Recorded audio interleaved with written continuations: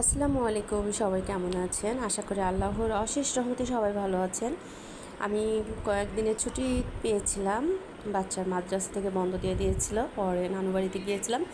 আর এতটাই মজা করেছি, তো কি করব, এখন তো নতুন পানির মাছ, বুঝতেই পারতেছেন, উঠানের সামনেও পানি, একটু সাইডে ঘরের পিছনেও পানি। তো সুন্দর সুন্দর মাছ পাওয়া গিয়েছে, মাছ ধরছে ভাইয়ে আর আমি কুড়াচ্ছিলাম।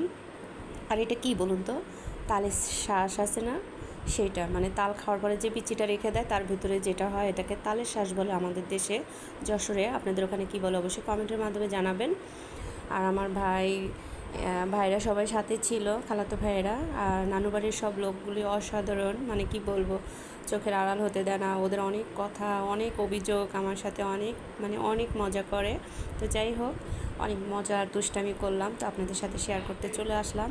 আর বাসায় এসে দেখি অনেক অবস্থা খারাপ, আরামের সব দিন শেষ, কষ্ট আর কষ্ট।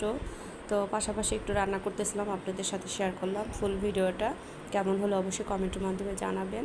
আর আমার নতুন নতুন রেসিপি দেখতে হলে অবশ্যই কমেন্ট করতে হবে এবং বলতে হবে, উৎসাহ দিতে হবে। আসসালামু আলাইকুম।